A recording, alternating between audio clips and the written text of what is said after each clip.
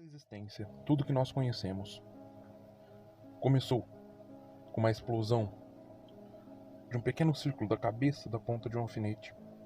Essa explosão conhecemos como Big Bang. Com isso, o universo que nós conhecemos, a existência, se expandiu com enormes nuvens de gás e poeira que foram se juntando até formar os primeiros átomos, moléculas, os primeiros astros, os primeiros planetas, sóis, sistemas solares e assim as primeiras galáxias. Segundo o calendário cósmico de Carl Sagan, a nossa galáxia teria surgido na metade do mês de março. E o planeta Terra, lá junto com o sistema solar, na metade do mês de setembro.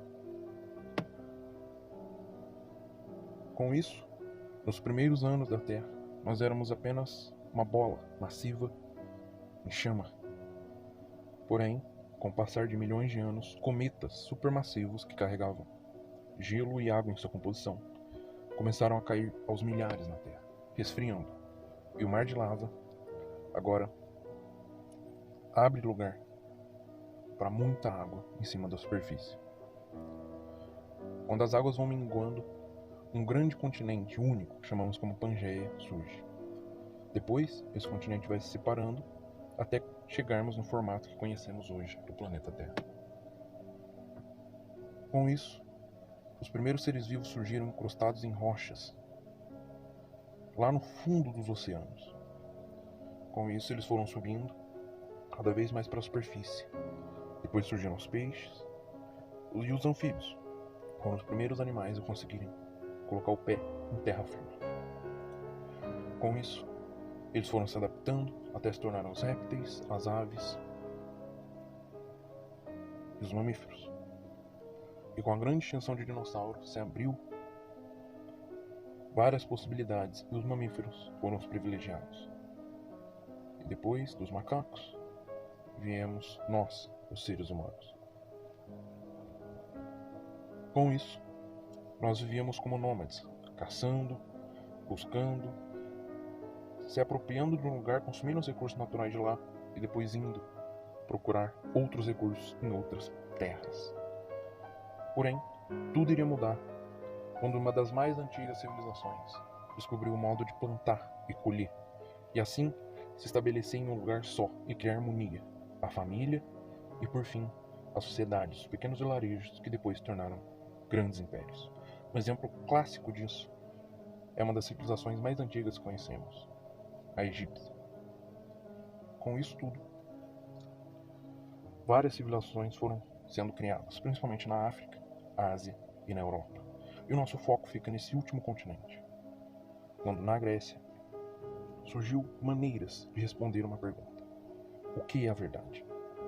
E com isso, voltando para a Grécia, surgiram os pré-socráticos, que procuravam entender o homem e a verdade através dos elementos da natureza. Depois surge Sócrates e diz que o conhecimento não está nos elementos naturais, mas sim dentro de nós mesmos, e ele ajudaria a parir esse conhecimento. Então, depois veio um grande sábio e conhecido que fundou as principais matérias que conhecemos até hoje, que foi Aristóteles.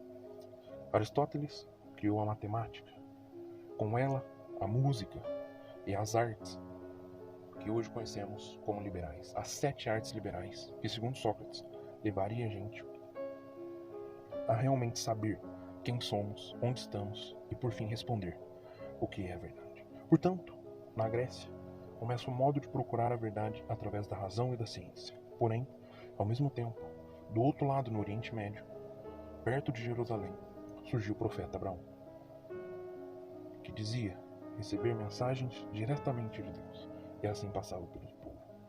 Então o povo procurava a verdade através dos profetas. Nasce aí a moral judaica, que depois se tornaria cristã e até se dividiria para o lado muçulmano, com Maomé. Essa foi o princípio de descobrir a verdade, o que é a verdade, através da moral e da fé. Com isso, as duas civilizações foram se desenvolvendo, uma sem contato com a outra. A razão procurando a verdade de um lado e a moral procurando a verdade do outro. Foi no alto da Idade Média, com Boécio e depois com São Tomás de Aquino, que essas ideias se uniram, e a razão e a ciência e a moral e a fé judaico-cristãs agora estavam juntas, e isso tornaria o principal pilar do que hoje conhecemos como o Ocidente. São Tomás de Aquino uma vez disse que a razão é o meio que o ser humano tem de descobrir as maravilhas da moral, ou seja, a maravilha de Deus. E ele diz que as duas coisas têm que andar junto, a razão e a moral. E com isso, funda-se o principal componente do que hoje chamamos de Ocidente. As civilizações foram se desenvolvendo até chegarmos em 1789, quando temos a Revolução Francesa, uma tentativa de quebrar todos esses preceitos que levaram a civilização até o que era. Com grandes pensadores como Voltaire e Jean-Jacques Rousseau, dizendo que não necessitaríamos mais da moral, apenas da razão. E alguns, como John Locke, avisavam que sem essas duas pernas que construiu a civilização ocidental, era muito perigoso e poderia causar ruínas. O que foi que aconteceu? O próprio líder revolucionário francês, Maximilien Robespierre, foi enforcado pela própria guilhotina da igualdade. Inclusive, os lemas Liberté, Égalité e Fraternité deram lugar à tirania francesa. E com isso, a única coisa que salvou os preceitos morais do Ocidente foram duas sementes. Uma que fundou os Estados Unidos da América e outra que fundou o Brasil. Os Estados Unidos surgem como uma nação que buscava defender seus próprios direitos, ou seja, os direitos inclusive dos ingleses, que eram colonos na América, do rei, que era tirano, e segundo a própria Carta Magna de 1215, não poderia obrigar impostos sem que houvesse representantes de determinada classe dentro do parlamento. Então, o rei começou a subir cada vez mais impostos dentro das colônias, para as colônias, sem ter nenhum representante das colônias no parlamento britânico.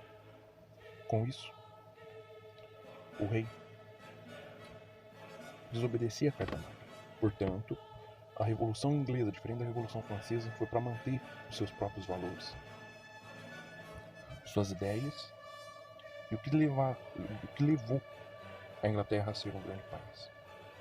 Com isso, então, os Estados Unidos entram em guerra com a Inglaterra, inclusive com a ajuda da França, e vence, tornando assim um país livre, só que não arrebentando com os valores que eles tinham, inclusive tentando protegê-los ao máximo.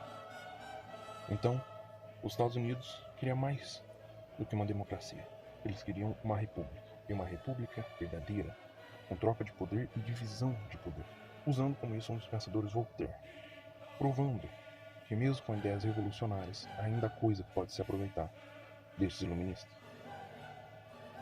Com isso, o primeiro presidente foi eleito e reeleito, e quando perguntaram para ele se ele iria participar de uma terceira eleição, que com certeza sairia vencedor, ele negou, dizendo: é importante que o povo aprenda a sucessão do poder e a divisão entre eles, para que não haja tirania. E esse, aliás, é o verdadeiro espírito de uma república. Algo que não foi feito, pelo menos na sua totalidade, no Brasil. Mas com isso, gerações e gerações passaram, sem esquecer dos seus valores, fundamentos, e sem esquecer dos seus pais fundadores, que criaram os direitos da liberdade e da busca pela felicidade, sendo imprescindível a liberdade de expressão, ação e de própria defesa. O indivíduo, o foco no indivíduo é muito importante. Então, os Estados Unidos, de certa forma, foi uma semente do Ocidente que quase foi destruída, essas ideias, pelo terror revolucionário francês. O outro país que teve essa semente plantada foi o Brasil. Com o rei Dom João fugindo dos terrores napoleônicos e chegando no Brasil em 1808, fazendo a abertura de portos e elevando o Brasil ao status de reino.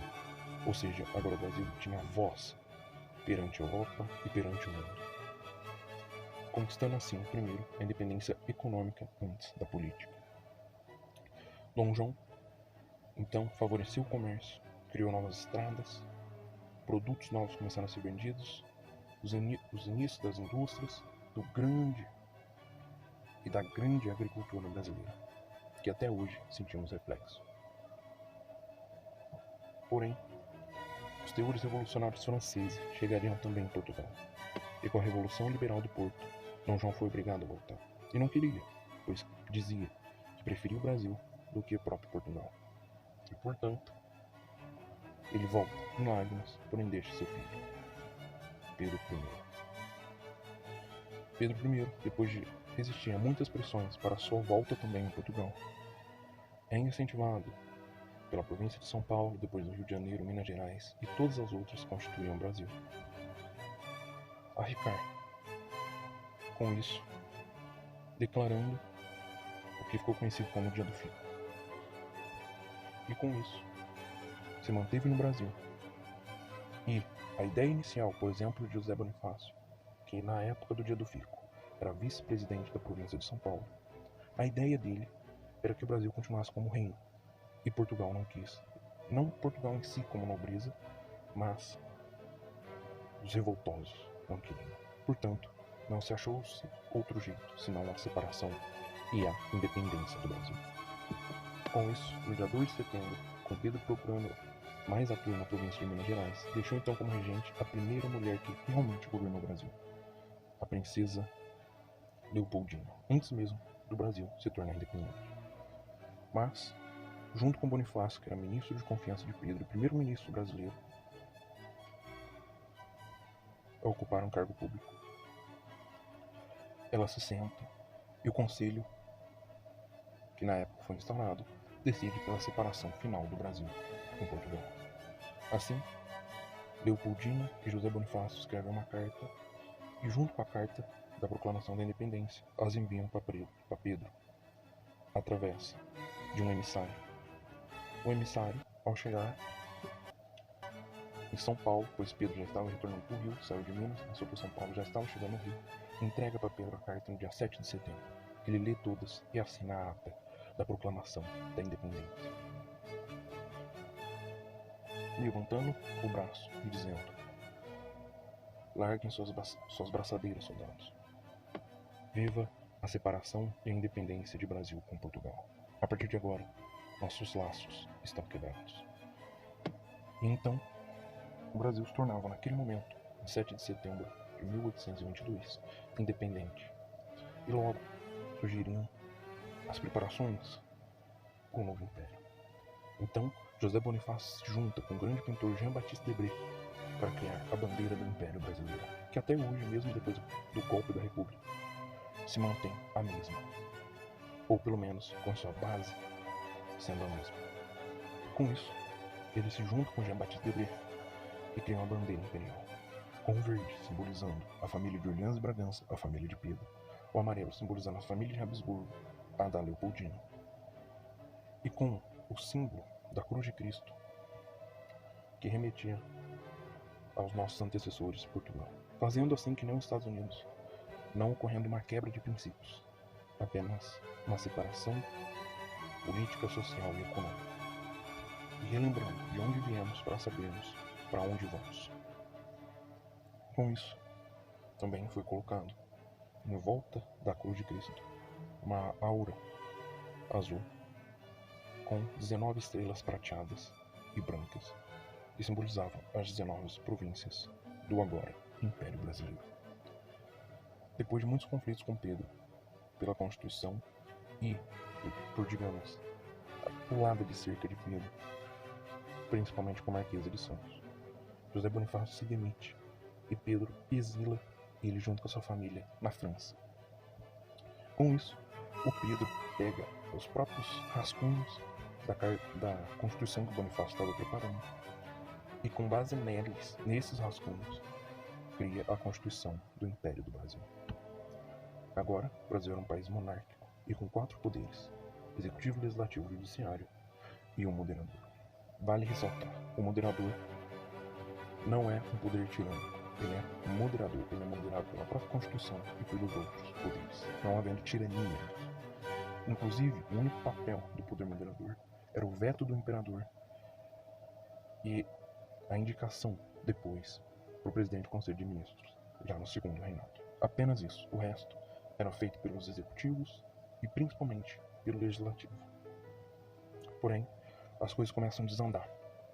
A economia não vai bem e Pedro é forçado a renunciar. Ele renuncia e agora o Brasil começa a ser governado por várias juntas que, ao longo dos tempos, destroem verdadeiramente a política brasileira. Pedro, então, vai para Portugal lutar contra seu irmão, que havia dado um golpe. E, fazendo isso, conseguiu vencer o irmão dele. E a verdadeira e a legítima herdeira do trono, sua filha, Dona Maria, conseguiu assumir o trono de Portugal.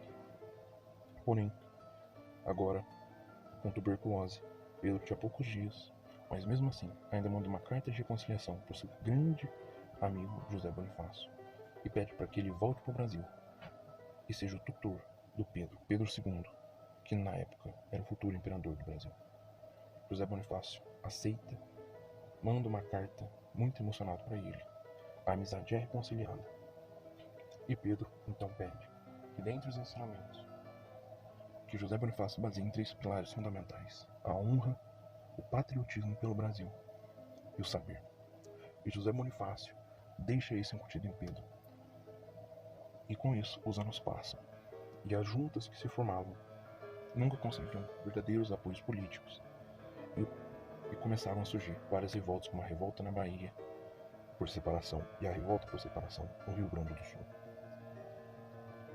Com isso, decidem por bem proclamar o imperador Dom Pedro II, que na época tinha 15 anos. Outra falácia é do golpe da maioridade. Não foi absolutamente golpe, porque quem podia mudar a Constituição de acordo com a própria Constituição era o Congresso Imperial. E o povo fazia manifestações em prol do imperador ser empossado. O Congresso aceitou, portanto, mudou a lei, o que era o dever dele, e permitiu que o Pedro assumisse com 15 anos, e o próprio Pedro aceitou o convite, então se tornando imperador do Brasil com apenas 15 anos. Ele mostra uma grande desenvoltura, e o Brasil, a partir daquele momento, vira uma monarquia parlamentarista. Com agora o poder moderador, além do veto, escolhendo o presidente do Conselho de Ministros, e esse presidente do Conselho de Ministros escolheria os outros ministros. Isso se mostrou muito eficiente. E, com o passar do tempo, surgiu conflitos. Mais para baixo, as revoltas da Bahia e do Rio Grande do Sul, além de outras pequenas, foram controladas. Mas agora o problema do Brasil era externo. Com o ditador paraguaio, que era odiado pelo próprio povo, invadindo a província do Mato Grosso, capturando e prendendo o presidente da província do Mato Grosso. E com ele morrendo, com esse mesmo presidente morrendo, por falta de alimentos e condições insalubres. Com isso, então, o Brasil se junta com o Uruguai e a Argentina e declara guerra ao Paraguai, formando-se assim a Tríplice Aliança, que se uniu, criando a Guerra do Paraguai, que durou alguns anos e que teve nas suas frentes de batalhas o próprio imperador, que disse a famosa frase: "Se não me deixam ir como imperador, então irei como voluntário da pátria." E assim, o Brasil, a Argentina e o Uruguai conseguem vencer o Paraguai, com um militar conhecido como Chico Diabo desferindo um golpe ao Solano Lopes, ditador paraguaio, e assim encerrando a guerra. Portanto, outra falácia é que o Paraguai teria começado a guerra. Isso é uma mentira. Que o Brasil teria começado a guerra. Mas isso é uma mentira. Porque, como eu disse, o Paraguai atacou a província do Mato Grosso e prendeu os nossos. Prendeu o presidente da província do Mato Grosso. Mas com isso, com o fim da guerra, o Brasil, agora com um sistema político forte, uma economia pungente e com uma sociedade equilibrada e que começava a realmente andar com as próprias pernas, o Brasil chega no seu ápice. É a Belle Époque brasileira. E começa a surgir novas estradas, ferrovias, indústrias, a mão de obra assalariada. O imperador tem a maior popularidade, chegando a 85% a 90%. Então o Brasil já gabaritou na economia, na política, nas forças armadas. A Marinha Brasileira é a segunda mais forte do mundo. A nossa moeda, muitas das vezes, era a primeira mais valorizada do mundo, ficando às vezes atrás da libra esterlina. Girava mais recursos econômicos dentro do Brasil do que dentro do próprio Estados Unidos. Com isso, a única coisa que faltava para o Brasil se concretizar, para o Império Brasileiro se concretizar, era a parte social. Mas antes disso, o Brasil gabaritou também na parte intelectual, com grandes pensadores que até hoje nunca vimos semelhantes no Brasil. Como, por exemplo, além do José Bonifácio, lá no início, sabia falar 11 idiomas, de uma sabedoria imensa. O Brasil, durante o segundo reinado, também teve grandes pensadores, como Joaquim Nabuco, Carlos Gomes, que fez seu espetáculo clássico da música clássica brasileira, tornando o Brasil diretamente ativo na participação da construção do Ocidente, deixando o Brasil, deixando um relato da participação do Brasil, tendo a formação do que conhecemos como o Ocidente, desse mundo ocidental, dessa cultura ocidental. Também Machado de Assis, grande escritor que até hoje o Brasil não viu igual, e vários outros, como José do Patrocínio, e entre outros. Com isso, a única coisa que faltava realmente para o Brasil era o âmbito social. Em 1888, a princesa regente, Dona Isabel, assina a Lei Áurea, colocando um fim definitivo à escravidão, com agora o povo brasileiro redimido e dias de festas no Rio de Janeiro e em todas as províncias brasileiras. Com tudo chegando ao seu apogeu, com o Império gabaritando em todas as frentes possíveis: militar, econômica, política, intelectual e social. Porém, em 1889, essa nossa raiz, que formou esse Brasil, que maturou durante 400 anos, desde a criação de Portugal até o ano de 1889 e até o dia de hoje, parte dessa raiz foi roubada por interesses daqueles que tinham perdido seus escravos, por uma pequena parte dos militares que tinham ideologia positivista e por conta do próprio Marechal Deodoro da Fonseca, que por conflitos pessoais assinou uma ata da Proclamação da República. Termo errado, porque não houve apoio popular. E uma proclamação exige apoio popular. Não houve também apoio do Congresso, já que na última eleição, antes da Proclamação da República, apenas 2 republicanos foram eleitos para o Congresso Nacional, mostrando que pelo meio democrático a República não tinha vez no Brasil. Mas, por meio de um golpe, talvez aconteceria e as chances eram mínimas. Porém, dia 15 de novembro, após instituir o governo de Ouro Preto, Marechal Deodoro da Fonseca volta para sua casa, mas depois alguns republicanos, como Sapucaiúva, que era um jornalista da época, que já tramava contra o Império, e o Benjamin Constant, que era um militar dessa ala positivista, vão até a casa do Marechal e dizem para ele que o imperador teria escolhido o novo presidente do Conselho de Ministros, e esse seria o Silveira Martins. O que era uma mentira. O imperador ainda não tinha escolhido. Mas por que falaram isso para ele? Pro Marechal Deodoro da Fonseca. Porque quando ele estava lutando na Guerra do Paraguai, o Silveira Martins tinha disputado junto com ele os amores da Adelaide, que é a filha do Barão do Triunfo. E ela havia escolhido o Silveira Martins.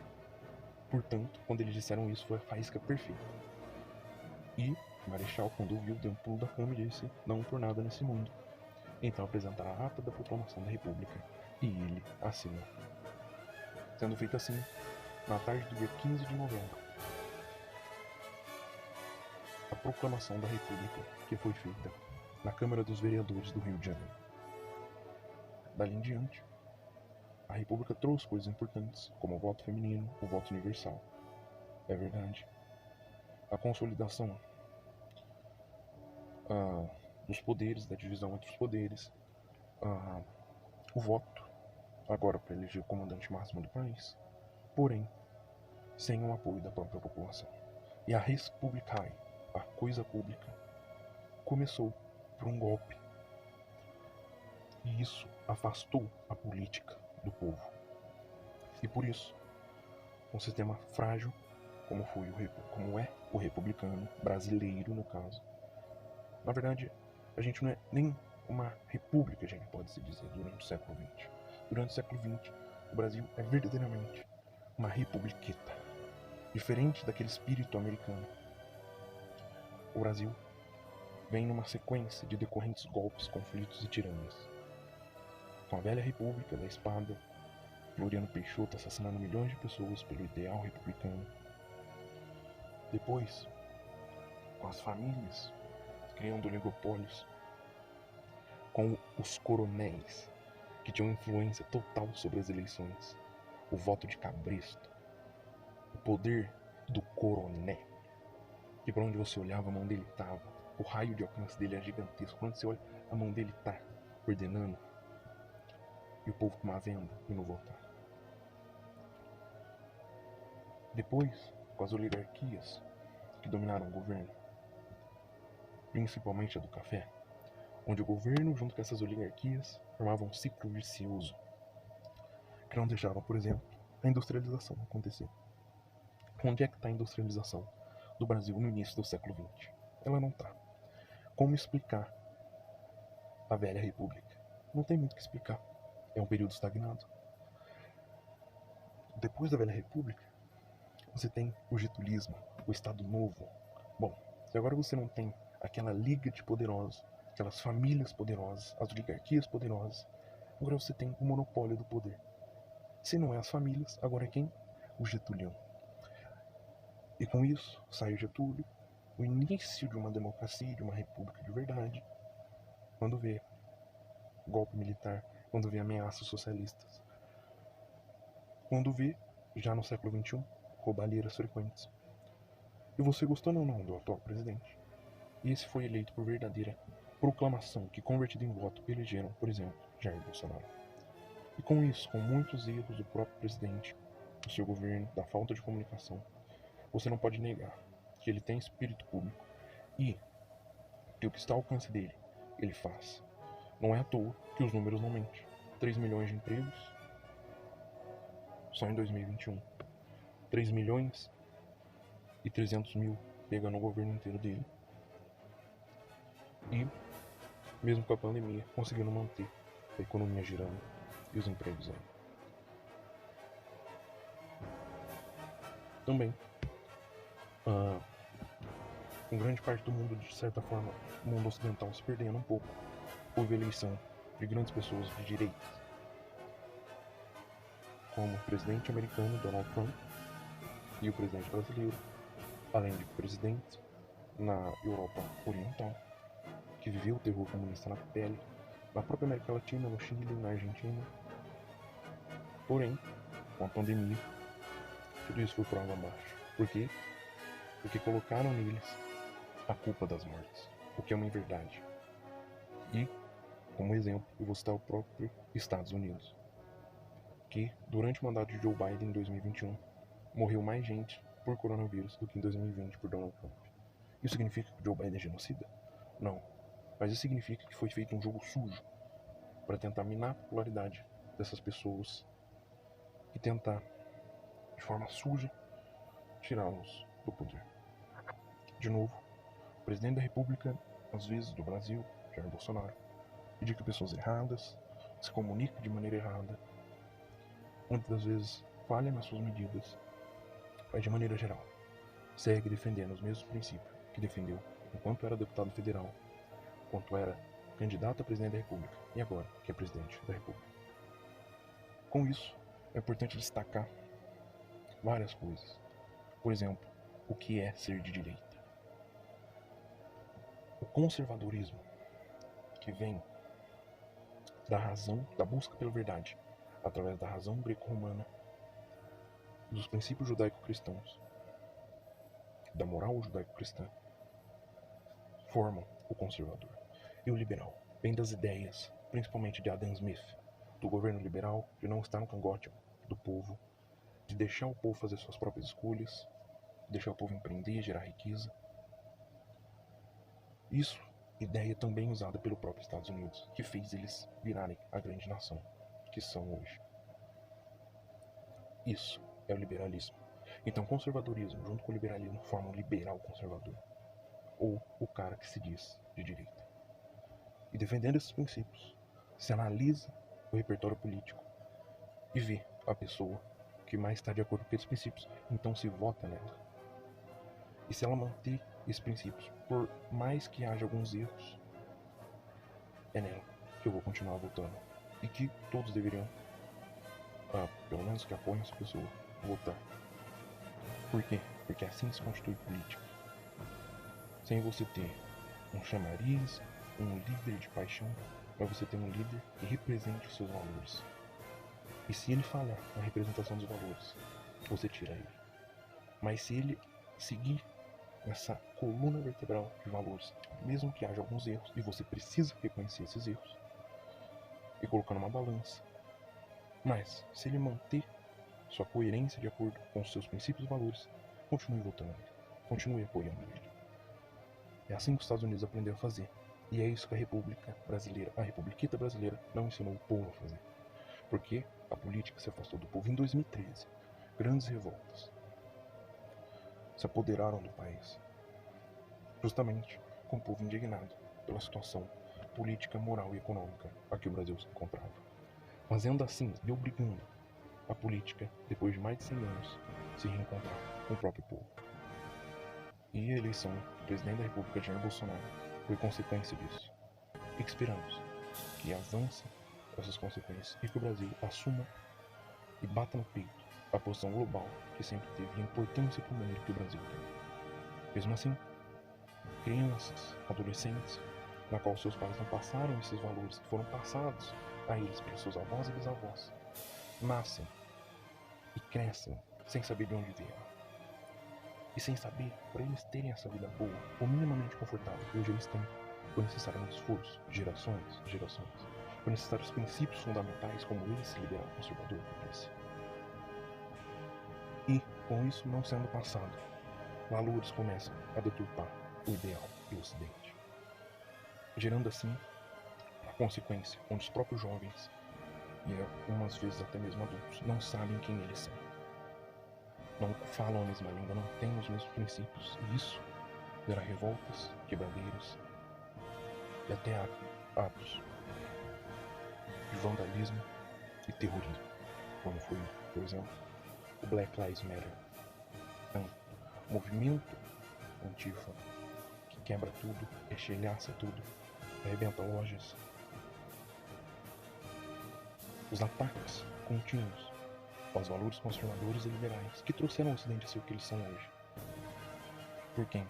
Por jovens que não reconhecem o esforço que foi feito para que eles hoje pudessem saber o que é ter uma barriga cheia. Com isso, o Ocidente começa a se implodir por falta dos pais terem ensinado os filhos os valores, a briga, a constante luta para que essas famílias e o Ocidente pudessem ser o que eles são hoje e chegar numa posição de destaque e de conforto e de paz.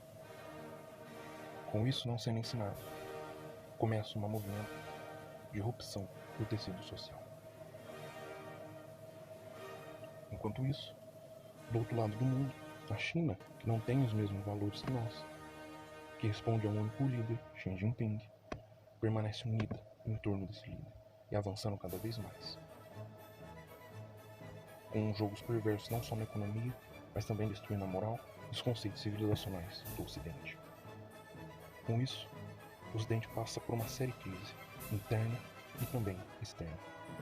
Enquanto no Ocidente a liberdade que foi dada se transforma em libertinagem por falta de valores e princípios que não foram repassados às futuras gerações, o Oriente vem seguindo aos mesmos líderes e junto, unido, como se fosse uma só cabeça pensante. Com isso, surge a famosa frase: homens fortes, tempos difíceis criam homens fortes criam tempos fáceis, e tempos fáceis cria homens fracos. E é isso que estamos vendo. Por isso, precisamos estar unidos, precisamos passar os nossos valores para frente, para a civilização, para os nossos filhos, para os nossos netos, e mostrar para eles quanto foi custoso para chegarmos até aqui. Para podermos ter uma casa, para o Ocidente ser o que é hoje, tão rico e com tantos valores bons que necessitam ser passados para nossos filhos e netos. Proteger a geração passada, melhorar o que não foi melhorado, o que tinha de errado na geração passada, e ensinar esses valores, ideias e práticas para nossos filhos e netos, para gerações futuras, para que assim o Ocidente continue sempre se inovando, mas sem esquecer das suas bases fundamentais: o conservadorismo, baseado na razão greco-romana e na moral judaico-cristã, e o liberalismo, baseado em Adam Smith e em pensadores modernos como Milton Friedman. Deus proteja o Ocidente.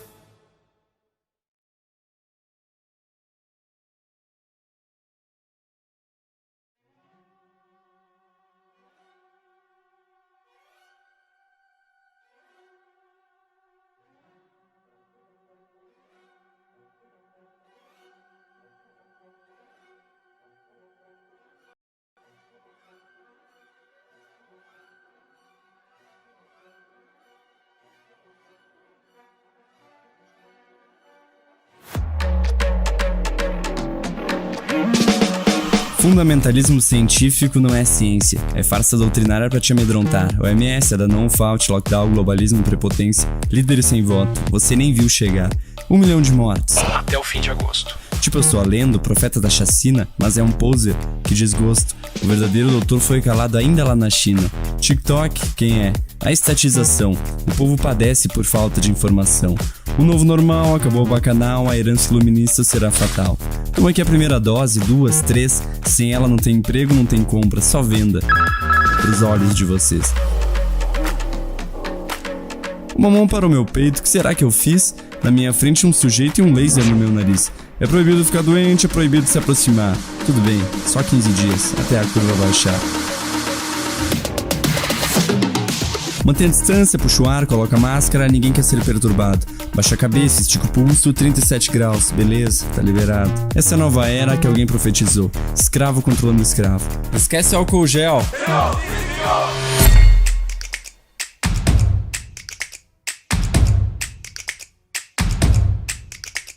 Agora vamos lá, voltamos ao começo. China, Wuhan, mercado público, morcego, essa é a história da mídia mainstream. Mas eu recebi um e-mail do Fauci e parece que não é bem assim. Fauci, o mandeta americano, eloquente, alto cargo, tom republicano, a voz que encabeçou a histeria radical, o testa de ferro da nova ordem mundial. Desmentiu Donald Trump em um embate nacional, afirmando que o vírus veio de forma natural. Mas à noite, quando em casa, na sala de estar, li o e-mail de aviso do Dr. Anderson, seu par. 13 de fevereiro, ano de 2020. Assunto: vírus marginal. O que eu tenho pra te dizer é o seguinte: o homem laranja tá certo. A parada não é normal. Marque bem a data, marque muito bem o tempo, pois isso fará toda a diferença. Contra fatos pode não haver argumentos, mas a desinformação anda ganhando eloquência. Pro ladrão, toda sombra é policial. A história do e-mail não acabou, espere o final. Um cara chamado Daza, que em outra carta digital agradece as pistas falsas, Fauci e a conspiração genial, pois sua empresa, agraciada pelo Instituto de Saúde Nacional, gastava tudo em Wuhan. Adivinha com que laboratório de pesquisa viral?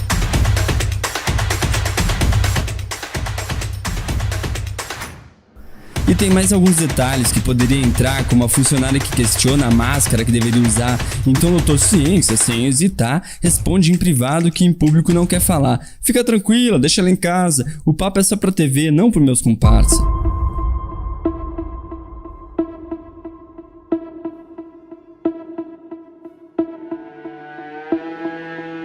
Você não terá nada e será feliz por isso, diz o vídeo do Reset logo no início. Great Reset, não tá sabendo? Então literalmente você não sabe o que tá perdendo. A mídia dá um alerta, parece até cinema. OMS acaba de declarar pandemia. O mundo inteiro entra em estado de quarentena, as big techs crescem, os bilionários também. Os médios e pequenos quebram, agora você é refém. Então a boa notícia, tudo será alugado. Enquanto o Bill compra mais terras, você pede comida pro estado.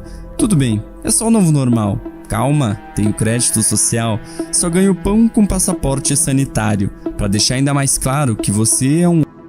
E se chorar na rede, já pode imaginar, a Big Tech não gosta de quem quer reclamar. Deleta essa conta que espalha fake news, corta teu dinheiro, apaga tuas views. E pra fechar o jogo, a propaganda fatal. Build Back Better, quarta revolução industrial. Klaus Schwab nas picapes, no prefácio Johnny Doria. Neuralink conectado te promete toda a glória. Technocracy Rising, era digital. Transhumano, singularidade, algoritmo global.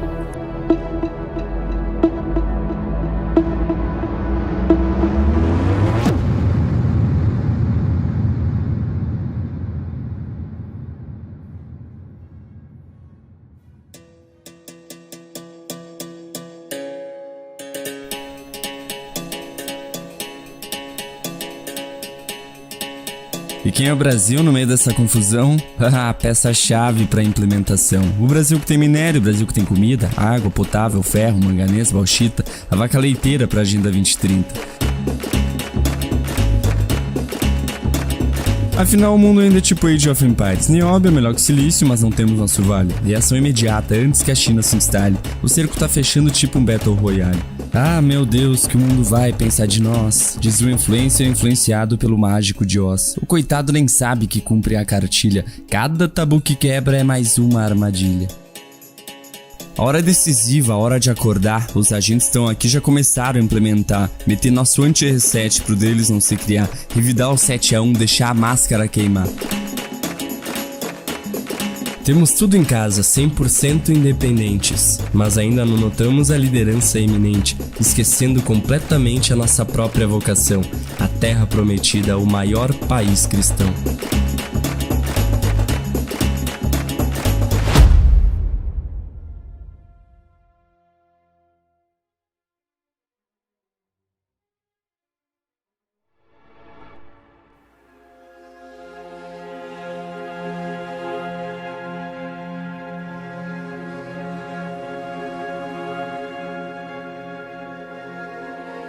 Já foi chamado de sofismo, de heresia, de alienação, de inimigos do povo.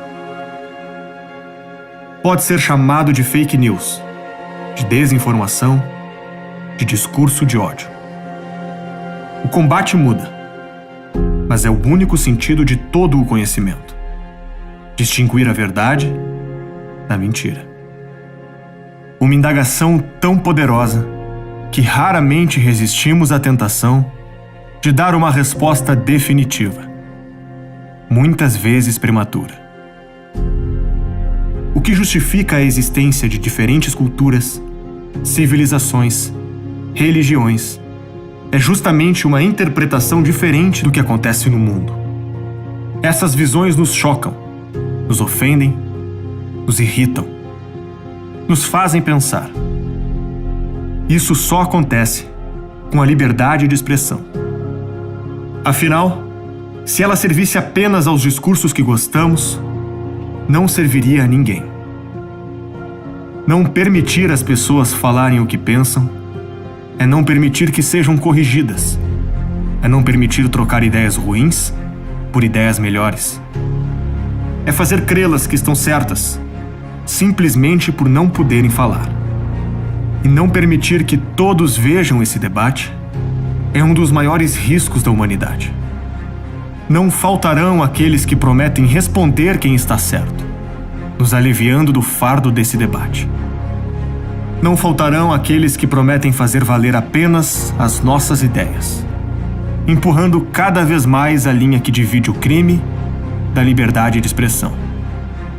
Nesse momento, a pergunta que guia a vida humana, a pergunta que guia o combate de ideias com ideias, que transforma ideias ruins em ideias melhores, a pergunta que guia a moral e a ética, é julgada no Tribunal da Verdade. Uma corte que tem a sua visão de mundo, a sua religião e a sua ideologia, que também é refém de seu tempo, de suas paixões e de seus filtros. No mundo da certeza absoluta, ideias ruins viram dogmas, crenças cruéis são escondidas, o medo de falar substitui a política, o medo de pensar apaga a ciência.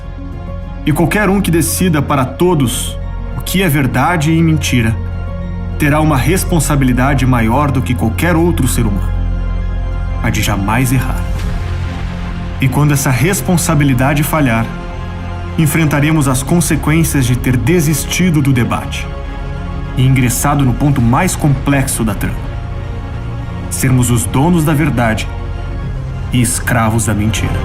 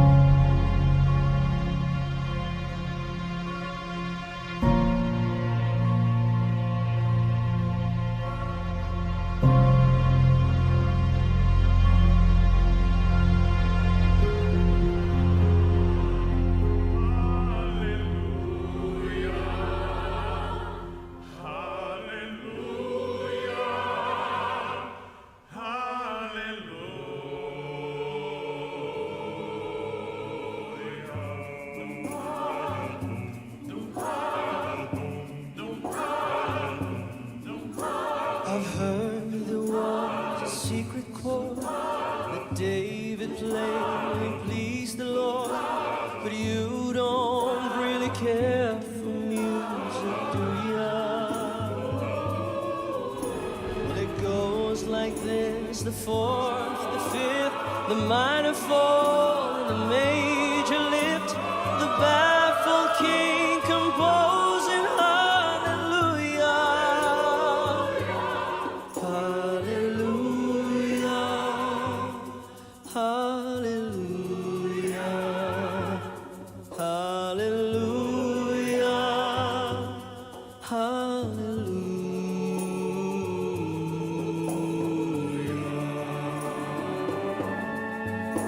Her faith was strong, but you needed proof.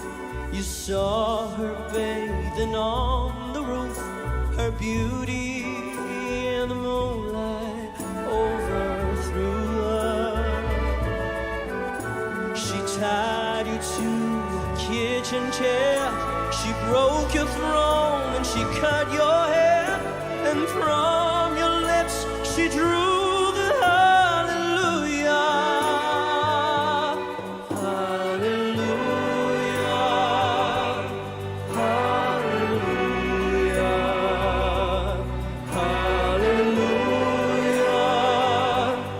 hallelujah.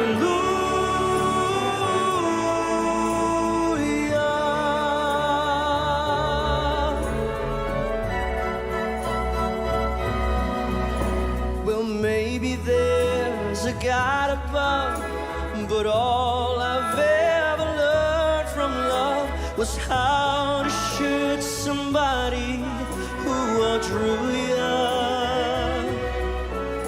And it's not a crime that you hear at night, it's not somebody